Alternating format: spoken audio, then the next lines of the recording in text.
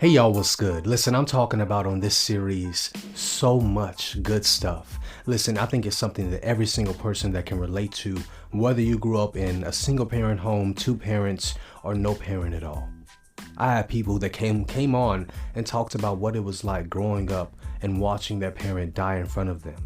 People talk about two parents that either their life was good or it was bad, or single parent homes. And I think everybody's testimony and story can show how we all grow up in the same situations most of the time and we just don't know it, how much we all have in common and how much we are all alike, more than different. But I think each one of these testimonies and stories makes each individual that I had on special and unique. And if you ever want to hear mine, go back to one of my first 4 episodes. But y'all, I need y'all to take heed and I need y'all to support your boy because the series starts now.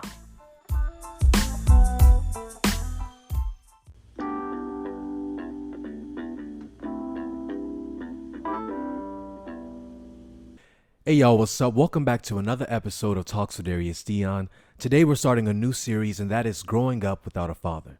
And right now I have 2 men sitting beside me who I've been inspired by, I've looked up to them, and I have just a lot of love for them. But before I get too savvy, I'm going to let them introduce themselves. They're going to let you know their names, a fun fact about them, and just how the pandemic has been going for them as well. All right, guys, what's up? My name is Blayne. A fun fact about me is I can sound like a human didgeridoo. I won't do it in the mic. Probably just won't come out right. In the pandemic, for me, I think the big thing about the pandemic was things hit when we were supposed to graduate, like in college. And coming out, it seemed like the worst part. Like it seemed like we got the bad end of the deal. But now, I've gotten to see family more than I probably would have, if I was actually, doing things like normal and things weren't shut down. And so in some kind of circumstance, it ended up being a pretty good thing with all that we could make out for it. But, I know a lot of people, I mean, you just graduated. Literally, yeah. And so I know for some it's been harder than others. So not as bad as you think. Okay. Hello, my name's Ike. Fun fact, I guess, is I'm currently in PA school. Yes, sir. And that is my entire life right now, and it's the only thing I do. How the pandemic affected me, well, I was working in healthcare for a good part of it, so it was pretty wild. It was crazy. Everything was really busy. A lot of doctors' offices and hospitals actually almost closed because there was a time where they could only see COVID patients, and they were actually losing a lot of money from it. It was a wild time to work in healthcare for sure. And then before that, when we were all like actually just isolated in our homes by ourselves, I'm kind of a homebody, so I'm used to being by myself and at home. In fact, I kind of enjoy it. So I'll talk on this a little bit more later, but I'm somebody who tries to count their blessings more than their burdens. Hey, amen. So I made the best of it. I started trying to teach myself piano and read a lot of books and tried to make it a good thing. He's gotten great at the piano, by the way. Cover coming soon. But y'all, right now we're actually going to get into the topic of today, and that is growing up without a father. And these 2 men right here actually didn't have a father because they died. And so I don't want to speak too much about it. I'll let them tell their testimonies and just any struggles or anything that they face while growing up. Okay, I'll start.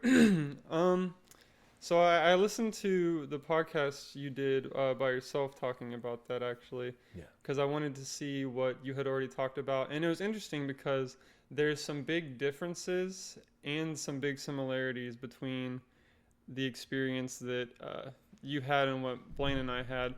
And me and Blayne's situation is actually like weirdly similar. Yeah, so like one big difference is you talked about how your dad was like alive growing up, but maybe just wasn't around or present as much.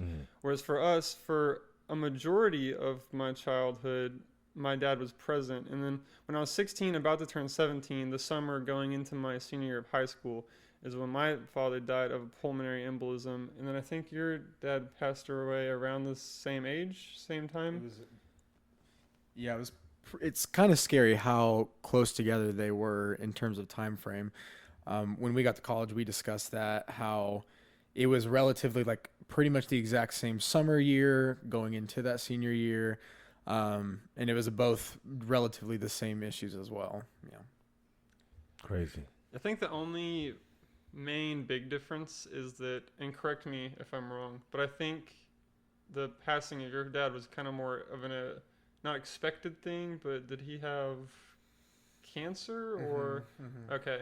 And then my experience was, for people who don't know what a pulmonary embolism is, it's like a blood clot that causes you to pretty much just die. And so it was very, very, very unexpected. So you want us to talk about just some struggles we had? Yeah, any struggles you faced, just not with them not being there, or just even when they died, like the things you went through. Yeah, so initially, when you have a passing of like close family, especially like a parent or something, the initial thing is just shock. And you don't find the new normal until much, much later. For me, I cried a bunch for probably a week or 10 days. And then I think you eventually hit this point where you're like, I am tired of crying. So you just don't anymore because you're just done with it. I'll say this and I'll hand you the mic. For me, a really hard part was seeing my mom have to deal with her end of it. Because for me, it's tough, especially around that age. It's a big developmental age, 16, 17, 18. So it's tough you missing out on somebody you love not being there for some major experiences in your life. But the toughest part for me, and probably still is your other parent lost their love of their life and their best friend and somebody who has always been there with them. And so watching them have to deal with their own thing is very, very difficult on yourself as well. Yeah, I'd 100% second that in terms of thinking of struggle. And it was very similar in the circumstance where my father was diagnosed with colon cancer abruptly. It was a very big surprise. Come to find out, which I don't think we actually talked about this, but my mom told me when he got sent home, they knew it was a matter of time. They just didn't tell us, just so we could, because who wants to live, the last few days just worried the whole time, like any day could be the day. Yeah. So it kind of was a shock to me, but that was for my own protection. And I'd agree. I think you just hit like big grief out of nowhere.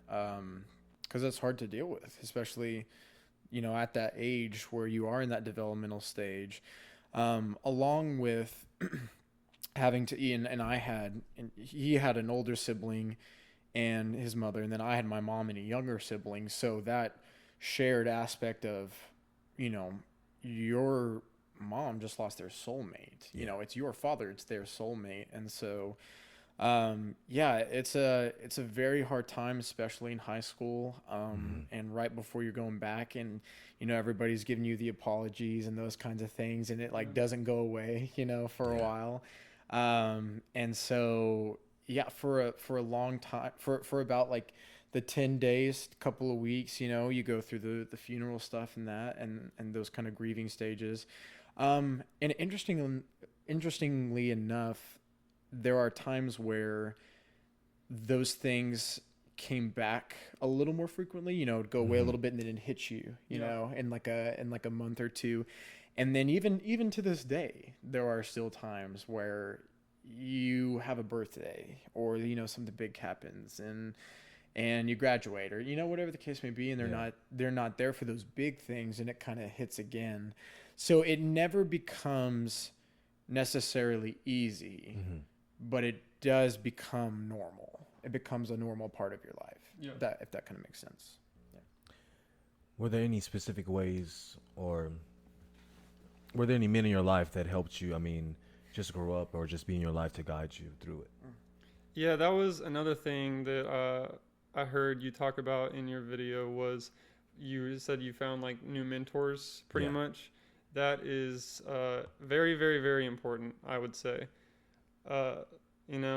there's like kind of two things that your father teaches his children, I guess, that two categories I would say, like life lessons, and then the more superficial how to do things. So there are just like areas of basic knowledge for other people that I definitely have no understanding of at all. No one taught me how to shave, which is why I have the beard in the first place. Or I don't know, just change a flat tire. Like YouTube will teach me that or something. So there's those basic things that some people miss out on from an absentee parent. And then there's also like more teaching, sometimes even indirectly just from watching your parents, how to approach life, how to deal with such situations, outlooks on experiences, all these kind of things. So it's very important to, if you're coming from a single parent household, to find other people that can help fill those empty spots.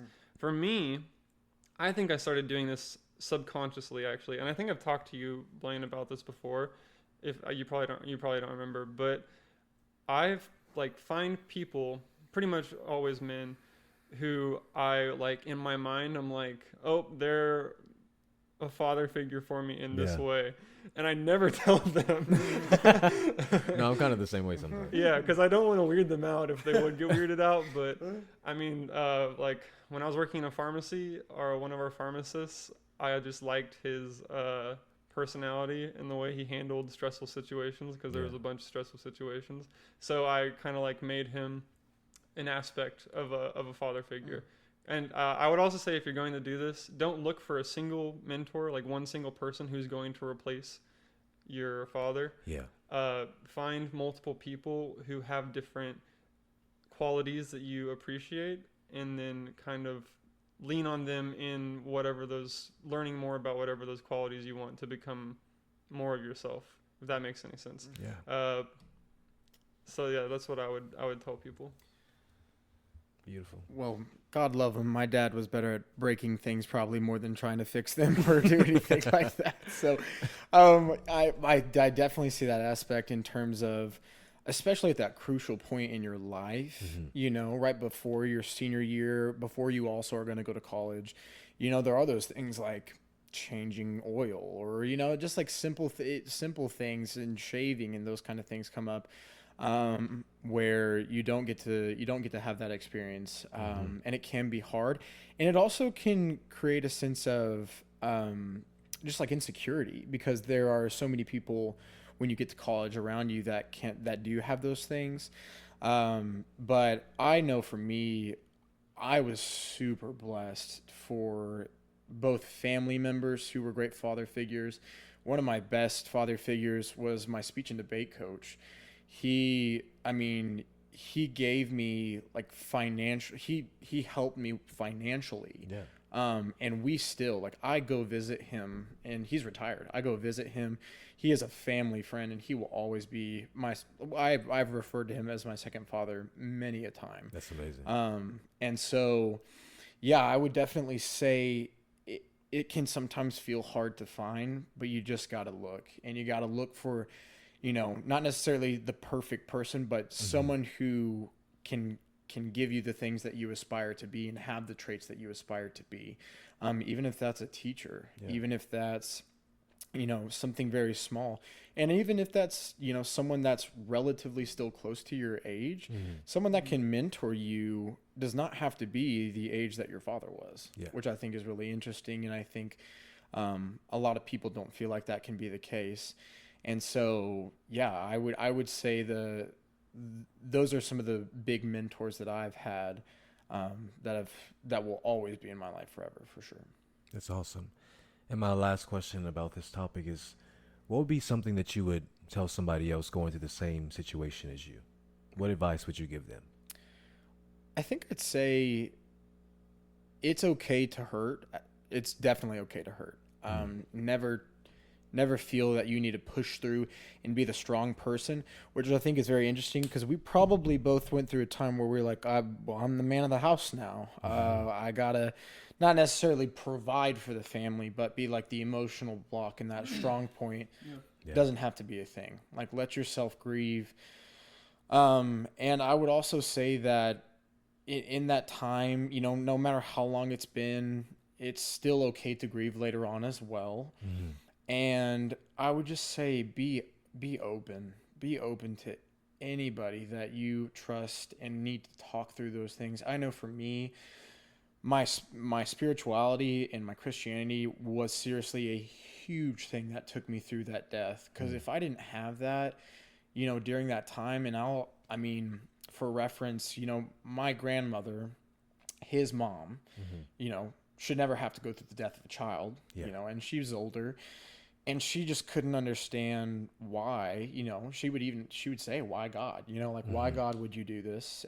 My mom was there too. My mom went through that stage, and thankfully, due to just like my faith and my spirituality, for me, the perception, instead of saying, you know, why, was just that, you know, he was either going to be healed here, or he was going to get to heaven and he was going to be in a better place. Yeah. You know, and having that perspective took me through way more easily than if, you know, I didn't have that faith base and the family base there. So I'm not saying, you know, you have to be deep rooted necessarily, but like it helped so much. And if I wouldn't have had that kind of background, I can't imagine what kind of doubts I would have had. Yeah. And the lack of just the being able to bring back joy from things like that, it's not easy. Yeah. But with having faith and faith among friends and faith among family,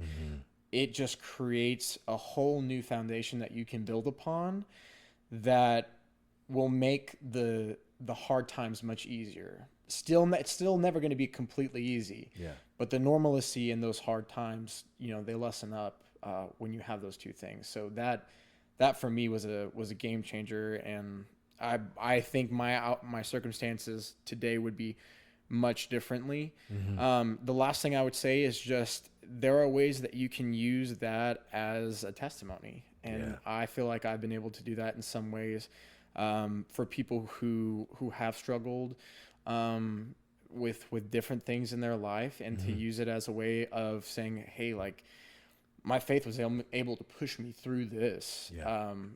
And like that, it's still not easy, but here I am today, you know, on the podcast. You know? Hey. So what was the question?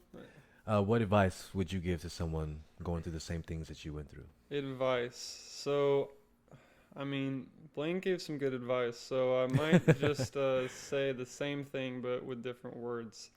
But I said earlier something about counting your blessings instead of your burdens. And learning that, I think, is the biggest gift that I've ever received in my life. Because whenever you start counting your blessings, that's when your life changes. So, that being said, whenever you have an experience of any kind, you can probably either make it a blessing or a burden. And so something that's incredibly hard is finding good in literally everything that happens to you. Now, when it comes to something that's severely tragic, like losing a loved one or anything else that can be very sad, finding a blessing out of it is going to be extremely hard, and it's not going to come quickly or easily. Like Blayne said, go through your grievances. There are stages to grieving, and they're real. But then try to think about it and reflect about it and pull something out of it. So just a story to kind of put in perspective what I'm talking about is I grew up, I went to school with this guy for like 8 years. He was a really good friend of mine. One of the first friends I had whenever I moved schools. We loved each other, and then we went to different high schools. And we still kind of talked, but not really. Started having different interests.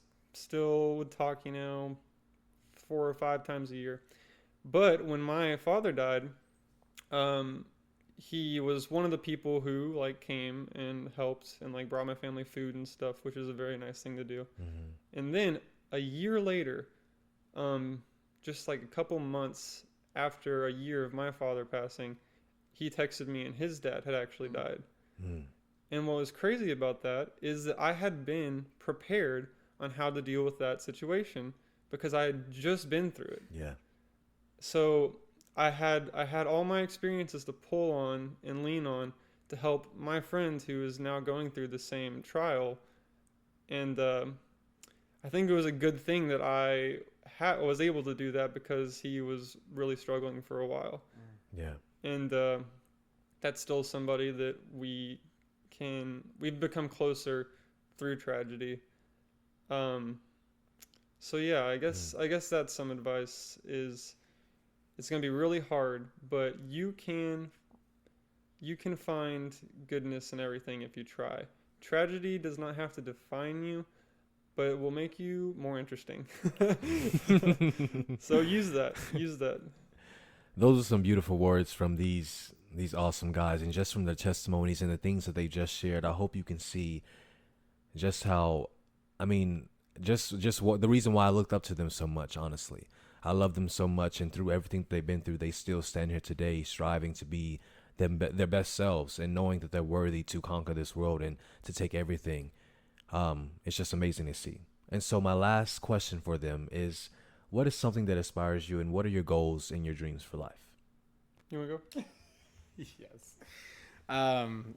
I am, as you know, Darius and I grew up and went to OCU together. Yeah. And we were both theater majors. We killed the theater game.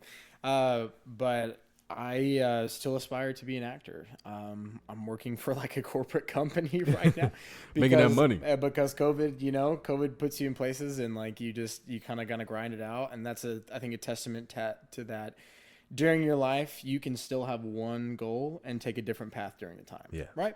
And so my goal is to get out to New York with Miss McKenzie. We're going to get out there in a couple of years and do the auditions and, get in the film scene and make it happen. And so, that's always been a dream. And I would hate, it's one that's easily faltered. And so I'd hate to see that go away. So on a different path right now, but did it throughout high school. Dad watched me do it. Both families were all supportive. And so, we'll get there one day. Yeah. You'll see him. Yeah, we'll be out there. You'll see us. Unless the podcast blows up before that, then You'll still see both of us. I got some goals. I'm in school right now. I want to finish school successfully. I want to, one of the great things about being a PA and the future career I'll eventually have is I'll get to serve people, which is something I definitely want to do. Yeah. But I'll go in the clouds a little bit. So what inspires me is humanity.